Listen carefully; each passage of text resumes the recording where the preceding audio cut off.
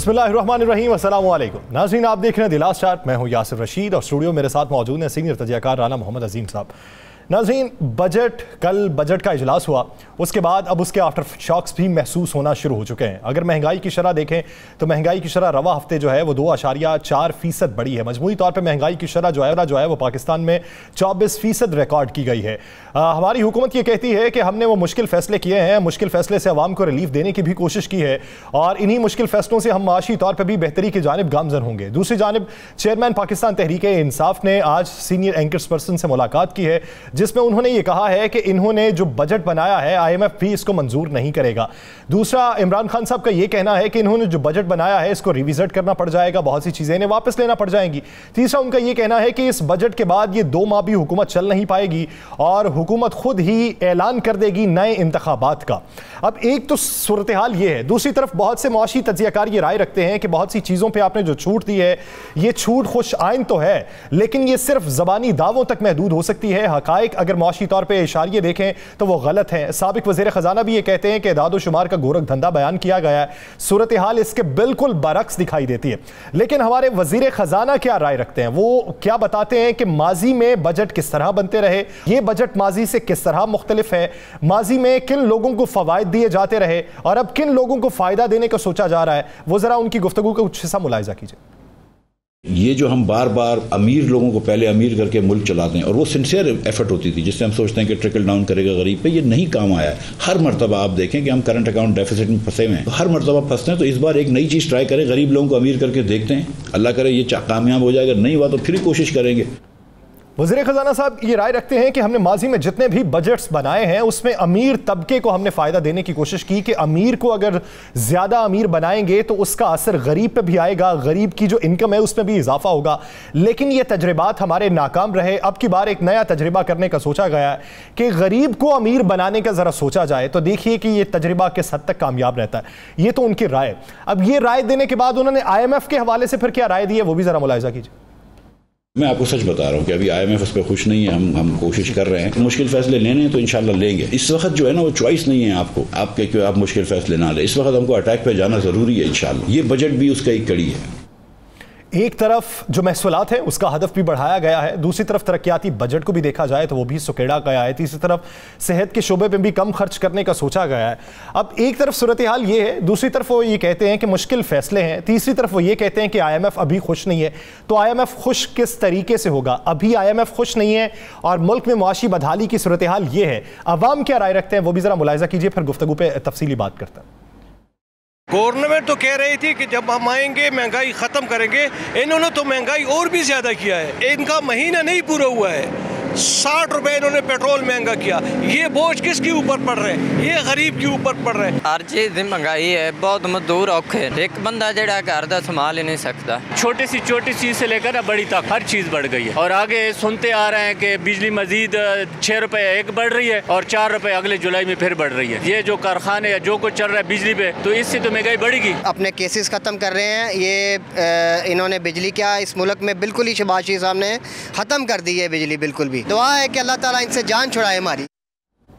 नाज़रीन, ये आम शहरी की राय है। मुख्तलिफ तबकात के इसमें लोग शामिल हैं। कोई रेहड़ीबान है, कोई मजदूर है, कोई रोज़ाना की उजरत पे काम करता है और कोई अपना कारोबार करता है। ये छोटे तबके के लोग हैं जो ये राय रखते हैं कि इस जो मौजूदा हुकूमत ने उनके ऊपर मुआशी पहाड़ को तोड़ दिया है, बहरान पैदा कर दिया है, उनका जीना मुहाल हो चुका है, रोज़मर्रा की जो ज़रूरियात हैं उनको पूरा करना मुश्किल हो चुका है। राना साहब की तरफ बढ़ते हैं। राना साहब, मुआशी बदहाली के ऊपर लोगों की ये राय और दूसरी तरफ हुक्मरानों की राय, इसमें तज़ाद क्या देखते हैं आप? बिस्मिल्लाहिर्रहमानिर्रहीम, अस्सलातु वस्सलामु अलैका या सय्यदी या रसूलल्लाह, अस्सलातु वस्सलामु अलैका या सय्यदी या हबीबल्लाह। यार सर, मुझे तो समझ नहीं आई मुफ्ती इस्माइल साहब की। पहले तो उन्होंने कहा जी कि हमने ये बजट गरीब आदमी का बजट बनाया, अमीर का बजट नहीं बनाया। मुझे बताएं कौन सी चीज़ है जो गरीब आदमी के इस बजट में है? गरीब आदमी के लिए उन्होंने ये बजट बनाया कि दूध 200 रुपये किलो हो गया। मैं कल 150 कह रहा था, आज 200 रुपये किलो हो गया। आज रोटी की कीमत जो है 18 रुपये होगी, नान जो है 22 रुपये का हो गया। आज हर चीज़ महंगी हो गया, घी की कीमत ज़्यादा बढ़ गई है, दाल सब्जियां हर चीज़ महंगी हो गई है। इवन मैं खुद जो मेडिसिन इस्तेमाल करता था अपनी हार्ट की, उसकी कीमत, एक गोली की कीमत 20 रुपये बढ़ी है, 20 रुपये। शुगर की मेडिसिन महंगी, हार्ट की मेडिसिन महंगी, ब्लड प्रेशर की मेडिसिन महंगी, डिस्प्रिन महंगी, पैरासीटामोल महंगी, पैराडोल महंगी।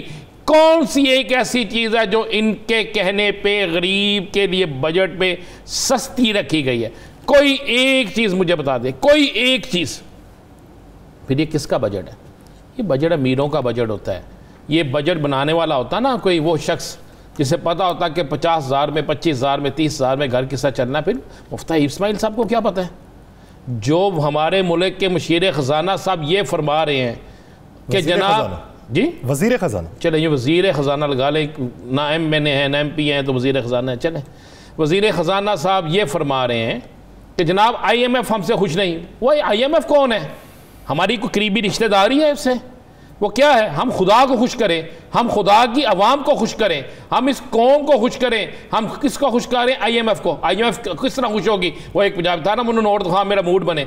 IMF कहेगी पाकिस्तान में गुर्बत दिखा, पाकिस्तान के गरीब लोगों को मार दो, पाकिस्तान के ऊपर जो है बेइंतहा वो महंगाई कर दो, गरीब आदमी का जीना दोबर कर दो, वहाँ पे बिजली महंगी कर दो, पेट्रोल महंगा कर दो, हर खाने पीने की अशिया महंगी कर दो, ताकि लोग वहाँ पे भूख से बिलक बिलक कर सिसक का मरना शुरू हो जाए।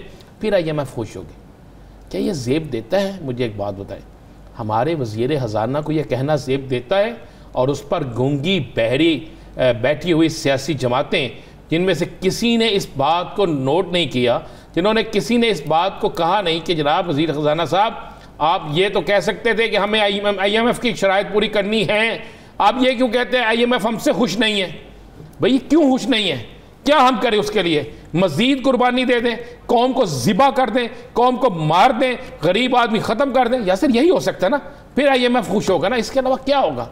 कि आपने ये भी इशारा दे दिया पेट्रोल की कीमत बढ़ेगी, बिल्कुल बढ़ेगी पेट्रोल की कीमत, बिजली की कीमत भी बढ़ेगी, और उसके बाद कौन सी एक ऐसी चीज़ है जिसकी कीमत नहीं बढ़ेगी? या सर कोई एक चीज़ मुझे बता दें जिसकी कीमत नहीं बढ़ेगी।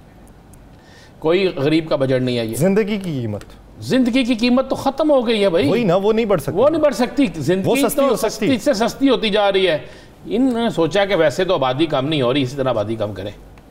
मुझे तो लगता है कि 4 साल की इक़्तिदार की भूख जो है मुख्तलिफ सियासी जमातों को, उस भूख से उनका इक़्तिदार तो बड़ा हो रहा है, लेकिन भूख के आगे अवाम मर रही है, अवाम को खा रहे हैं, अवाम जो है वो ज़िबा हो रही है। मुझे एक बात बता दें, आपके बाद बांग्लादेश आज़ाद हुआ, इसी तरह है ना जी। बांग्लादेश कहाँ खड़ा है? इवन अफ़गानिस्तान कहाँ खड़ा है? आप दूसरे ममालिक को देख लें, वो कहाँ खड़े हैं? वहाँ पर हुकूमतें जो हैं वो अपनी अवाम के लिए सोचती हैं। वहाँ पर हुकूमतें वो बजट बनाती हैं जिससे उन्हें पता हो कि आम आदमी का क्या क्या भला होगा। यहाँ पर उल्टा काम चल रहा है, बिल्कुल उल्टी गंगा बह रही है। यहाँ पर आप ये सिर्फ जमानतों पर जमानतें हो रही हैं, यहाँ पे बजट जो है बजट से ज़्यादा दूसरी चीज़ों पे हो रही है। मैं तो कल हैरान हो गया सुन के कि मरियम साहबा से कल ये परसों जो सवाल होते थे मरियम औरंगज़ेब साहिबा के हवाले से जो हुए सवाल, उस पर उन्होंने क्या जवाब दिया? भाई हमारे हुक्मरानों को अपने केसेस से साइड पे होकर कौम का सोचना चाहिए। ये कौम जो है किस तरह गुजारा करेगी? यासिर साहब ज़रा बाहर निकलें। मैंने तो आज बड़ा बहुत से लोगों से मिला हूँ, मैं तो बहुत सी कर किया। मैं तो एक घर में गिराने में गया, एक घर में जिसके लोग कहते हैं कि हम खलफन कहते हैं, 5 बच्चियाँ उस शख्स के, 42,000 उसकी तनख्वाह है। वो कहता है कि 17 तारीख के बाद मेरे घर में पैसे नहीं होते और हम लोग जो है उधार मांगते हैं। उसने कहा मैं चीज़ें बाज़ार से किस्तों पे लेके आता हूँ, फिर उसे सेल करता हूँ, उसकी किस्त अदा करता तो जो पैसे आते हैं उससे गुजारा करता हूँ, फिर उसके आगे आके दोबारा फिर किसी और दुकान से ले लेता हूँ। इस तरह गुजारा करते हैं। इसका सोचना चाहिए। हमारी कौम भूख से मर रही है। आप बार बार कह रहे हैं कि मुल्क को श्रीलंका नहीं बनने देंगे, नहीं बनने देंगे। इंशाल्लाह हमारा मुल्क श्रीलंका नहीं बनेगा, लेकिन इसके लिए कुर्बानी पहले उनको देनी पड़ेगी जो अरब खरबपति हैं। कुर्बानी उनको देना पड़ेगी जो इस मुल्क का पैसा खा के गए, उनसे पैसा वापस लेना पड़ेगा। कुर्बानी उनको देना पड़ेगी जो जिन्होंने यहाँ से मराहत ली हैं। पाकिस्तान के आम शहरी को कोई मराहत नहीं मिली, पाकिस्तान के गरीब तबके को कोई मराहत नहीं मिली, पाकिस्तान के मिडिल क्लास तबके को कोई मराहत नहीं मिली, पाकिस्तान के सफ़ेद पोश तबके को कोई मराहत नहीं मिली। जिनको मराहत मिली उनसे पैसे वापस लें। क्यों नहीं ले रहे? जिन पर करप्शन के केसेस थे माजी में, आप और केसेस में से बहुत सी चीज़ें साबित भी हुई, आप उन्हें बेहतरीन ओहदों पे बिठा रहे हैं, आप उन्हें मजीद मराहत दे रहे हैं, आप उन्हें कह रहे हैं कि आओ आप भाई इस आगे दोबारा आ जाओ, ये मुल्क है, इस मुल्क को बनाए इसलिए गया है, लाए इसलिए गया है, ये मुल्क है इसलिए, क्या आओ लूटो खाओ और उसके बाद चलो। चाहे कोई भी हो, मैं किसी एक पे बात नहीं कर रहा, चाहे कोई भी हो, किसी एक सियासी जमात के मुंह से बात निकली है जो हुकूमत में मौजूद है, वो MP MNA किधर गए जो कहते थे हम महंगाई की वजह से PTI छोड़ रहे हैं? क्या अब उन्हें महंगाई नज़र नहीं आ रही? ज़मीर ख़रीदे जाते हैं, ज़मीर बिकते हैं, और जब ज़मीर ख़रीदे जाएँ और ज़मीर बिकते हैं तो यासर फिर ऐसा ही हाल होता है जो हो रहा है। तो ये आपने तो अभी 4 शॉट सुनाए हैं ना, ज़रा 400 शॉट आप बाहर जाके मुझे एक शख्स ऐसा दिखा दीजिएगा जो बेचारा रो नहीं रहा, जो तंग नहीं है, चाहे वो बड़ा है चाहे वो छोटा है, जाके देखे तो सही बाहर क्या हाल है। तो ये यासर आने वाले दिनों में मज़ीद तबाही आ रही है। राना साहब, पंजाब की सूरत हाल क्या देख रहे हैं? हाँ, पंजाब में आपको मैं एक बड़ी मज़े वाली बात बता दूँ, पंजाब का बजट परसों पेश होने जा रहा है। कल पार्लिमानी पार्टी का इजलास है, PTI की और मुस्लिम लीग काफ की, दोनों पार्टियों का मुश्तरका इजलास है। कल वो फैसला करने जा रहे हैं। मैं आपको एक बड़ी ख़बर दे दूँ, अगर तो नून लीग ने बजट पेश करना है, इजलास होना है, तो फिर कुछ लोगों के मामले होंगे।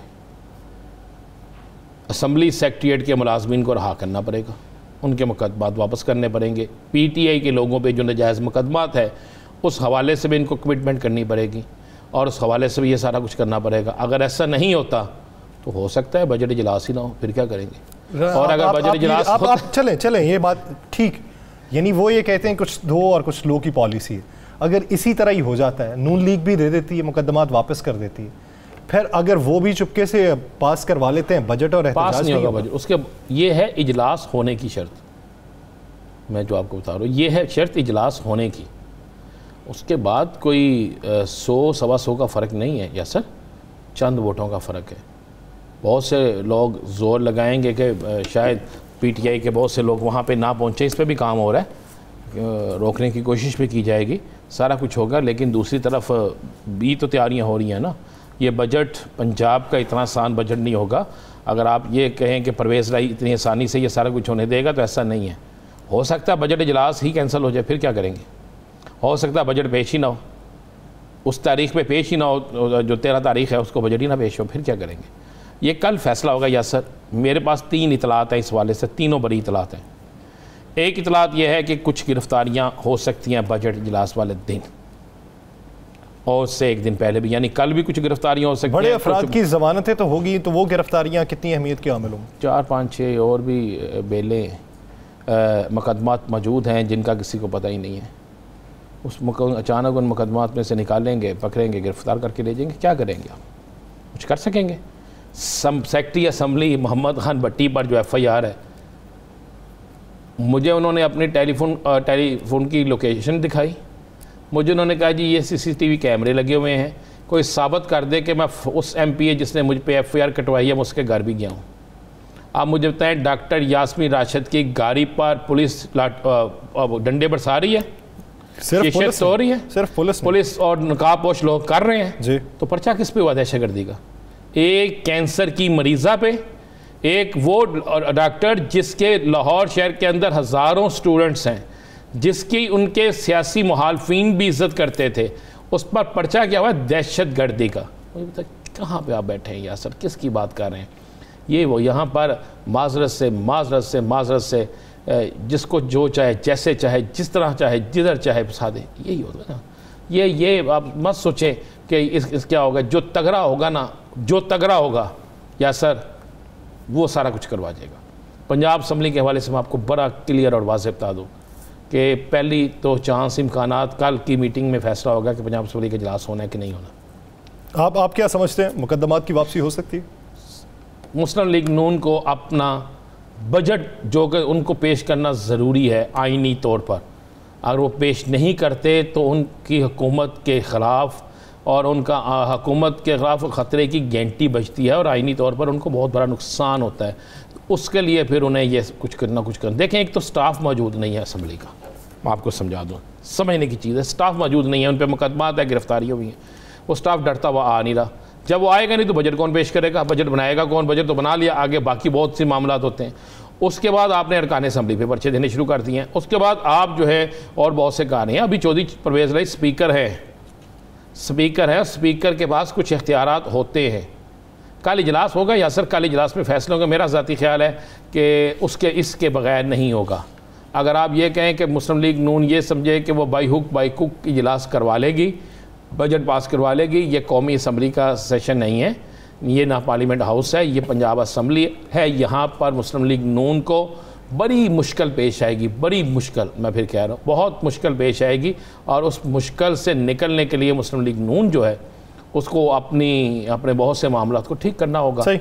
और ये तो है, देखें वक्त एक आना था, मैंने पहले भी कहा था एक वक्त में ऐसा होना था कि कुछ ना कुछ ये मामला सामने आने थे। अच्छा राना साहब, अगर देखा जाए आज जो मुलाकात की चेयरमैन PTI ने एंकर्स पर्सन के साथ, उसमें उनकी राय ये है कि अगले इंतखाबात में अगर हम हार भी गए तो एक मजबूत अपोजिशन के तौर पे सामने आएंगे। एक उन्होंने गलती का इतराफ़ किया, उसको माना कि 2018 में हमें बरसर इक़्तिदार नहीं आना चाहिए था। उनका मानना ये है कि इत्तेहादियों के साथ हमें नहीं आना चाहिए था, 2/3 अक्सरियत होती तो फिर हमें आना चाहिए था, जो लेजिस्लेशन हम कर सकते थे वो हम कर पाते, आसानी से कर पाते। ज़िमनी इंतखाब में आप PTI का नतीजा क्या देखते हैं? मौजूदा तौर पे अगर महंगाई की लहर देखें और दूसरी तरफ खान साहब की मकबूलियत देखें तो नतीजा PTI के हक़ में कितना होगा? अगर तो आप ज़मीनी हक़ाइक़ देखें और मौजूदा हालात देखें, महंगाई, ज़मीनी हक़ाइक़, इमरान खान की मकबूलियत, हुकूमत के ख़िलाफ़ लोगों के अहवकार, हुकूमत के ख़िलाफ़ लोगों का बददुआएं देना, हुकूमत के तो महंगाई का सैलाब लाना, तो ज़मीनी हक़ाइक़ के मुताबिक तो तहरीक इंसाफ किसी हल्के में इलेक्शन नहीं हारती। अगर फोर्सेस का इस्तेमाल किया गया, अगर धांधली की गई, अगर कोई और ऐसा मामला किया गया, तो फिर मैं आपको एक बात बता दूँ, ये इलेक्शन जो होगा ये PTI के लिए तो बहुत बड़ी चीज़ होगी, हुकूमत के लिए तबाही होगी। किस तरह?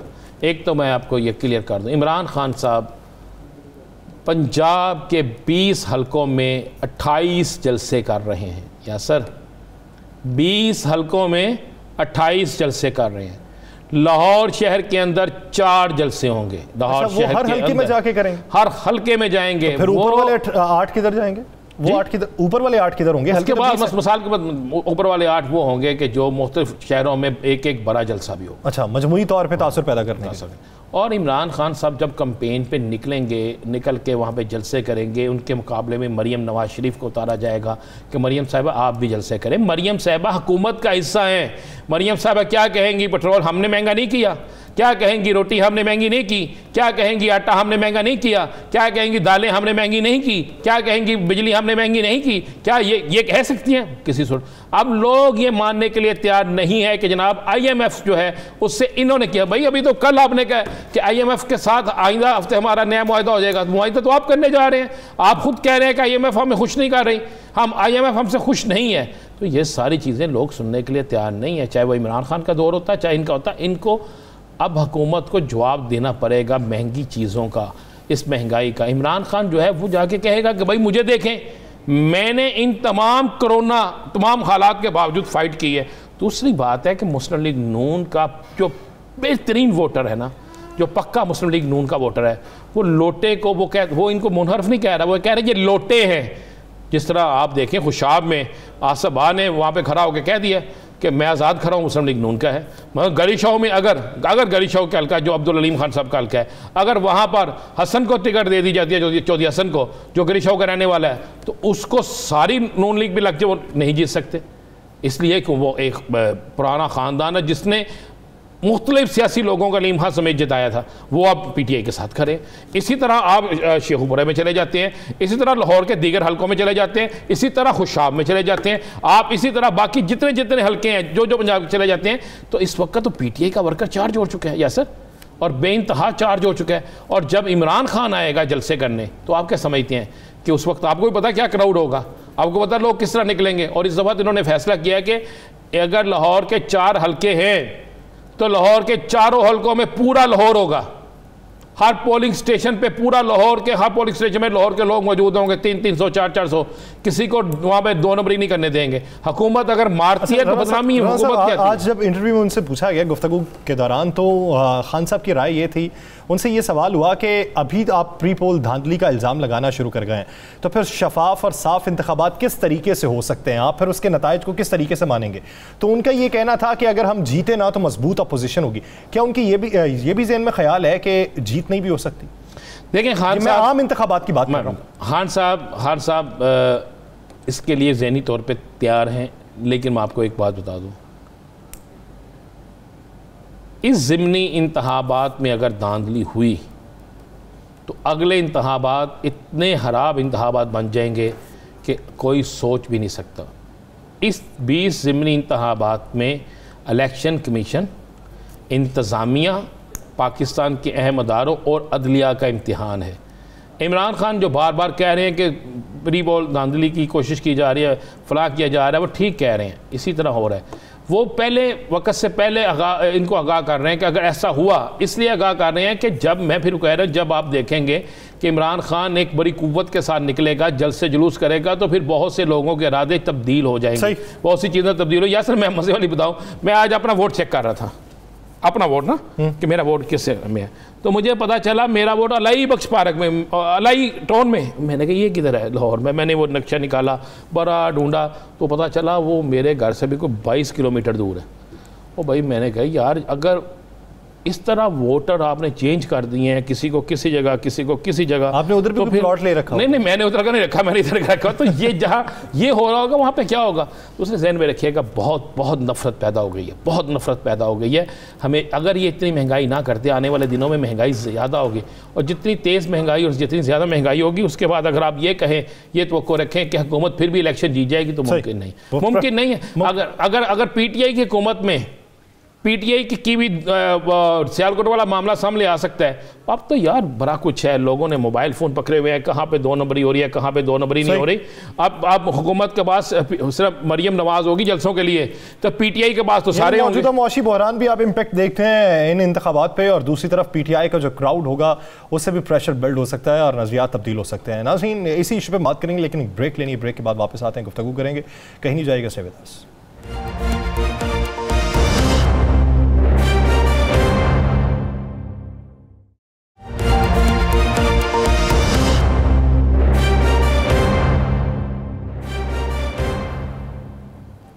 ब्रेक के बाद खुशामदीद। नाज़रीन, बजट आ गया, ज़िमनी इंतखाबात का ऐलान भी हो गया।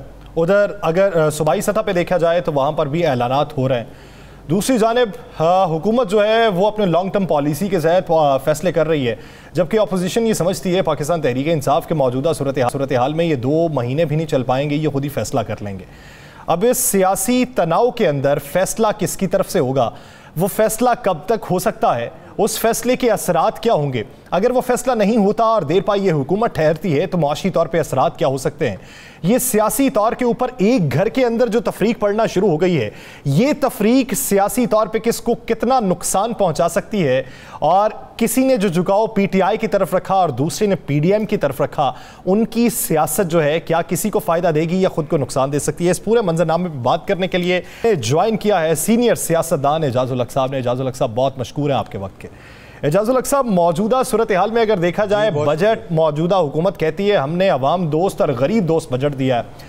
चेयरमैन PTI ये राय रखते हैं ये 2 महीने भी नहीं चला पाएंगे इस बजट को। उनके मुआशी तज्जियाकार ये राय रखते हैं कि ये सारी चीज़ें रिविजिट कर लेंगे। लेकिन हुकूमत ये कहती है कि आप जो मर्जी बातें कर लें, इलेक्शन जो है वो अगले साल सितंबर में जाके होंगे, सितंबर अक्टूबर में। क्या आप भी यही समझते हैं कि इलेक्शन तभी होंगे, उससे पहले मामलात ऐसे ही चलते रहेंगे? देखिए, बहुत अच्छा वक्त था लॉन्ग मार्च से पहले जब गुफ्तगू हो रही थी और कुछ बैकडोर बातचीत भी हो रही थी, और उस वक्त एक ये सोचा गया था कि अगर ये मार्च को पोस्टपोन कर दें तो शायद इलेक्शंस जो हैं वो कॉल कर दिए जाएंगे, बजट से पहले या बजट के बाद इसका ऐलान कर दिया जाएगा, क्योंकि IMF के साथ मुज़ाकरात इंटरिम गवर्नमेंट जो है वो नहीं कर सकती थी, तो मौजूदा हुकूमत को ही करने थे, और मौजूदा हुकूमत भी ये बजट देने से बहुत रिलक्टेंट थी। लेकिन अब मेरा ख्याल है कि इनको सहारा दिया गया है कि आपको हम चलाएंगे या चलने देंगे, तो इसलिए इन्होंने ये जो इतना सख्त बजट दिया है और एक झूठ मूठ की आर्जी फिगर्स देकर पूरा करने की कोशिश की है, गैप को ब्रिज करने की कोशिश की है, इस किस्म के हदफ दे दिए हैं जो ये हुकूमत अचीव ही नहीं कर सकती। यानी कि 7 ट्रिलियन का इन्होंने दे दिया है कि 7 ट्रिलियन के करीब जो है वो अपना इकट्ठी करेंगे, टैक्स कलेक्शन होगी इनकी। तो बहुत सी चीज़ें ऐसी हैं जो कि मैं नहीं समझता कि ये पूरी कर सकेंगे, और ना ही ये बजट मौजूदा हुकूमत ने बनाया। इन पे जो जो कंडीशंस लगी हैं IMF की, वहीं से इनको फिगर्स दी गई हैं, वहीं से तैयारी करके आए हैं, इनको बताया कि कौन कौन सी सब्सिडीज़ ख़त्म करनी है। मैं समझता हूँ कि ये एक अवाम दुश्मन जो है ये बजट है। और बात यह है कि मौजूदा सूरत हाल में पिछले कई सालों से ऐसा हो रहा है कि वो बजट जब पेश हुआ करता था किसी ज़माने में तो हम समझते थे कि 1 साल के लिए भी हमें तसल्ली हो गई है। अब तो ये जगह टैक्स भी लगा रहे हैं इसके अंदर, यानी बिजली के सार्फिन के ऊपर ज़बरदस्ती टैक्स थोपा जा रहा है कि जब आप ज़्यादा इस्तेमाल करेंगे तो आपसे इतना टैक्स ऊपर लिया जाएगा। लेवीज ली जा रही हैं इंपोर्ट पे जो है वो। लेकिन इनको चाहिए ये था कि ये किस्म की फाइनेंशियल इमरजेंसी लगाते। मौजूदा सूरत हाल में जो हमारा एक बैलेंस ऑफ पेमेंट्स का डेफिसिट है उसको पूरा करने के लिए एक क्रेडिबल हुकूमत की ज़रूरत थी, एक कंटिन्यूटी की ज़रूरत थी। और वो कंटिन्यूटी तभी आ सकती थी कि अगर इलेक्शंस करवा दिए जाते। अब मौजूदा सूरत हाल में इनको खींचने की कोशिश करेंगे, इनको अगले इलेक्शंस तक मतलब जो डेट है वहाँ तक ले जाएं और हालात जो है वो दिन ब दिन ख़राब होते जाएंगे। और मुझे लग रहा है कि महंगाई और बेरोज़गारी इतनी बढ़ जानी है कि फिर लोग खुद ब खुद ही सड़कों पर निकलना शुरू कर देंगे। एजाज साहब, आपने कहा कि इनको टाइम दिया जाएगा या इनको दिलासा दिया गया या सहारा दिया गया या इनको लारा दिया गया, जो भी हम इसे कह लें, आपको नज़र आ रहा है कि आइंदा 2 माह या 4 माह या 6 माह या चले मैं यही कह लेता हूँ अगर 1 साल पूरा ये हुकूमत निकाल लेगी, आज पीपल्स पार्टी की कबीना के, आज पीपल्स पार्टी के जो फैसले हैं, इसके अलावा दीगर जो मामला चल रहे हैं, उसमें आपको नज़र आता है?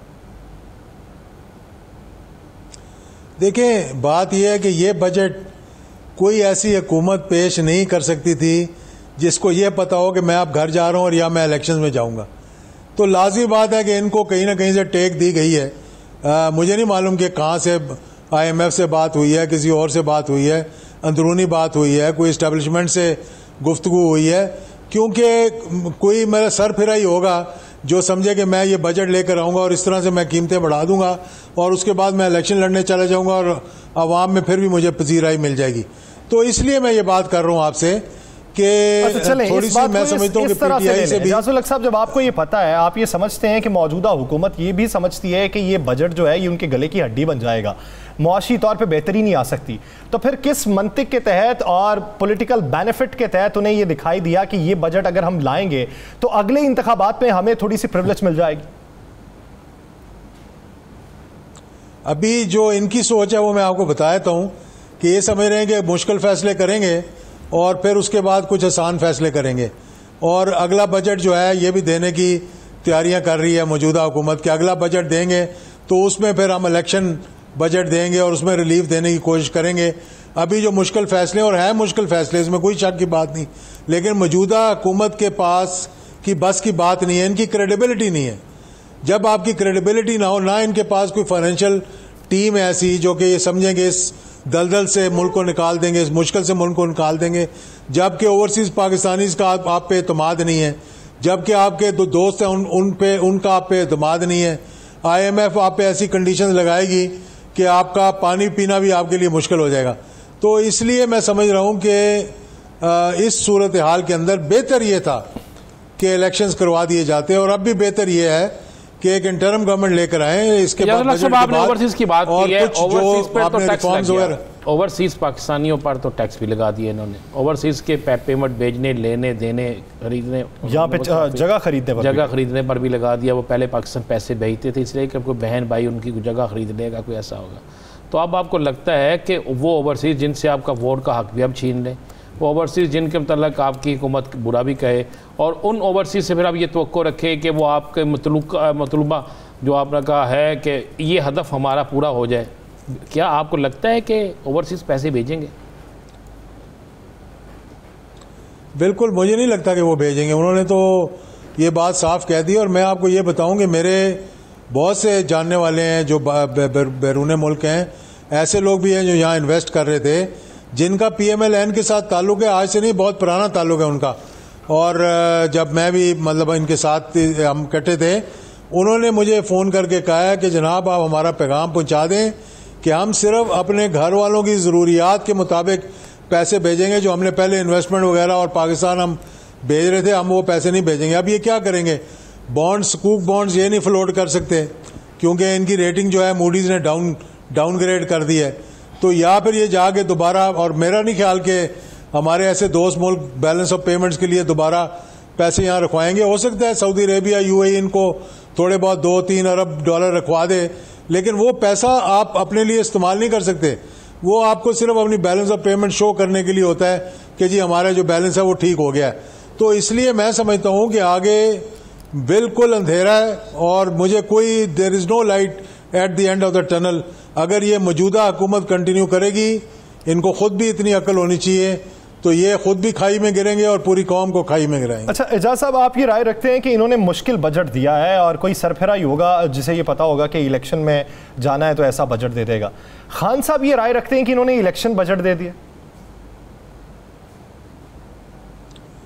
नहीं, मेरा नहीं ख्याल कि खान साहब ये राय रखते हैं। मेरे ख्याल में खान साहब के पास अच्छे लोग हैं कुछ जो उनको दे रहे थे। शौकत तरीन साहब हैं, असद उमर साहब हैं और दीगर लोग हैं उनके पास जो फाइनेंशियल एक्सपर्ट्स हैं। मेरा नहीं ख्याल वो ये कह सकते हैं कि ये एक इलेक्शन बजट है। अगर इसको कोई इलेक्शन बजट कहता है तो फिर आप 2 हफ्ते के बाद देख लेना, जब 2 माह बाद इसको रिवर्स करेंगे, बहुत सी चीजों को रिविजिट करेंगे।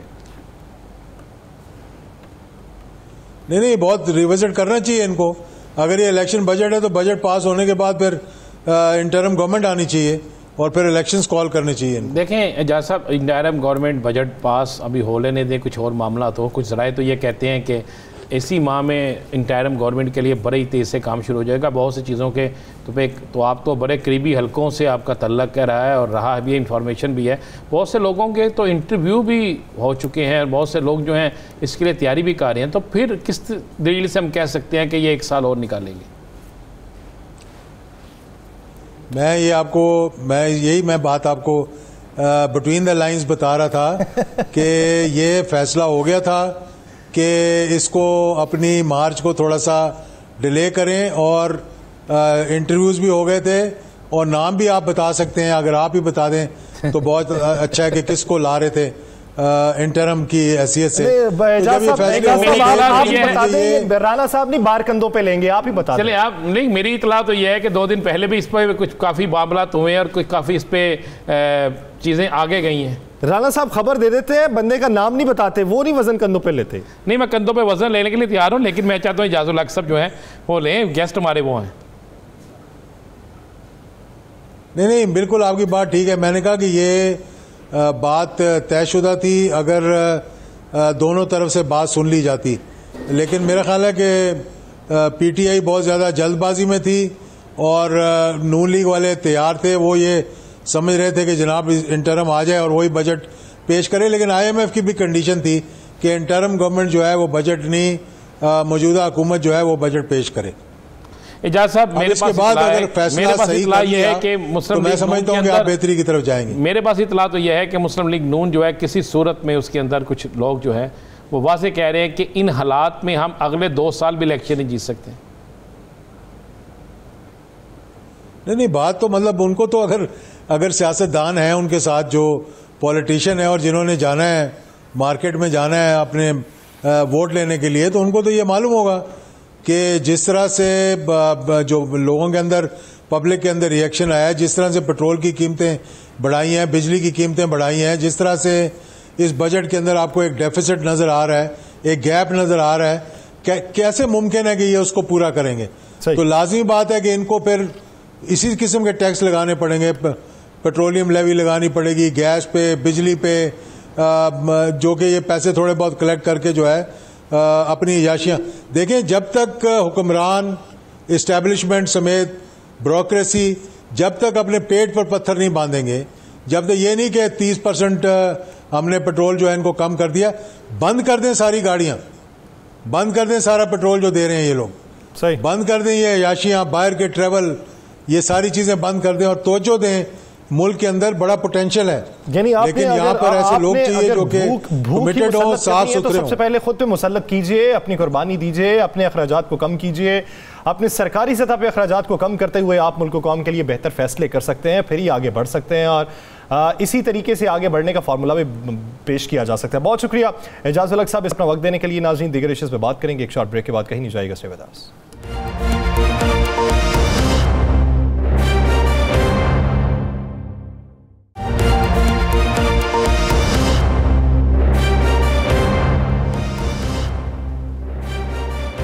ब्रेक के बाद खुशामदी। नाज़रीन, जिस तरह ब्रेक से पहले सरबरा मुस्लिम लीग ज़िया एजाजुल हक साहब ये राय रखते थे कि कोई सरफरा ही होगा जिसे ये लगता होगा कि मैंने इलेक्शन में भी जाना है तो इस तरह का वो बजट दे दे, उसे ये पता है कि फिर आवाम उसे किस तरीके से तस्लीम करेगी।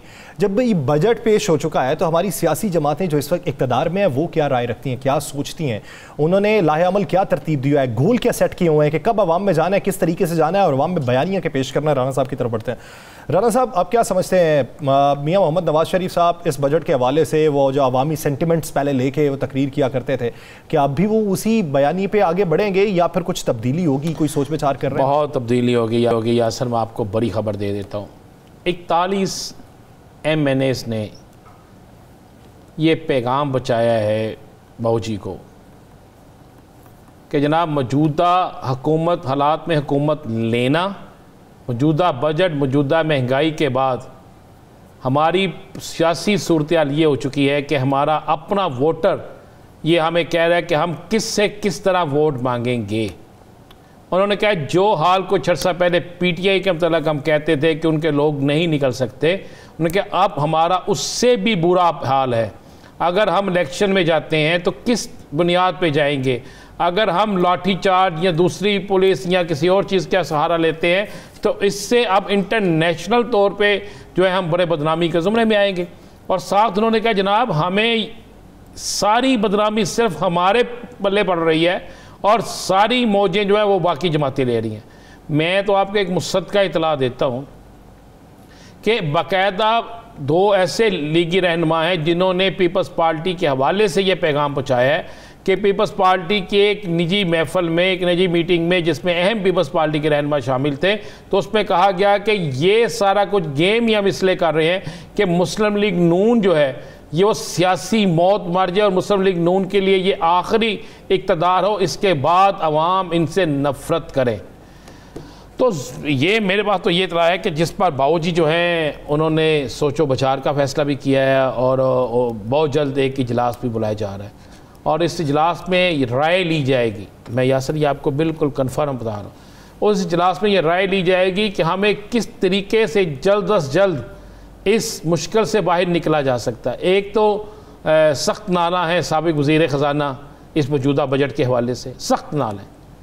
और एक जगह ये बात हुई कि उनके पास कोई दीगर प्लान्स? जी बिल्कुल थे। उन्होंने कहा जो मेरे पास प्लान थे उस पर अमल नहीं किया गया। और उसके बाद बात हुई बाऊजी की तरफ से कि कहा गया था कि 7 अशिया जो घर के इस्तेमाल की होती हैं, हर घर के किचन के इस्तेमाल की होती हैं, ये महंगी नहीं होनी चाहिए, इस पे आवाम को रिलीफ देना चाहिए, बाकी जो मर्जी चीज़ महंगी हो जाए, ये चीज़ें सस्ती हों तो उससे बड़ा फ़ायदा होगा। सराय कहते हैं कि उनमें से एक चीज़ भी सस्ती ना होने पर भी बड़े सख्त नाराज़गी का इजहार किया गया और नून लीग के अंदर बड़ी सख्त तशवीश पाई जा रही है, बड़ी सख्त। वो कह रहे हैं जनाब कि एक तो हमारे कारकुन ये कह रहे हैं कि जनाब महंगाई हो गई, बेइंतहा हो गई। हम इमरान खान के ख़िलाफ़ महंगाई के हवाले से जा रहे थे, हम ये बात लेकर जाते थे जनाब ये आटा महंगा हो गया, जनाब ये सब्ज़ियाँ महंगी होगी, ये फ़लाँ चीज़ महंगी होगी, ये फ़लाँ चीज़ महंगी होगी, ये अद्वियात महंगी होगी। ये नाअहल और ना तजर्बाकार है जिसकी वजह से महंगाई बढ़ी है। उन्होंने कहा अब हम किस पेस पे जाएँ, उन्होंने कहा हम किसके पास जाएँ, हमारे तो गरीब मोहल्लों में लोग हमें बातें करते हैं कि जनाब क्या है। दूसरा उन्होंने कहा जनाब हमें समझ नहीं आ रही कि जिन लोगों को 3 साल 4 साल 5 साल जितने अरसे से जो लोग हमें गालियाँ निकाल रहे थे, हम उन्हें गालियाँ निकाल रहे थे, हम उनके सियासी मुखालिफ थे, वो हमारे सियासी मुखालिफ थे, अब आपने ज़िमनी इलेक्शनों में कह दिया जनाब उनकी हमायत करें। उन्होंने कहा इससे नहीं होगा, इससे हमारा वर्कर, हमारे लीडर, वो जो जिनको टिकटें नहीं मिली वो बड़े डिसहार्ड हैं। और अगर यही सूरत हाल, ये लफ्ज़ इस्तेमाल किए गए कि अगर यही सूरत हाल रही तो आने वाला वक्त हमारी सियासत का जनाजा निकल जाएगा।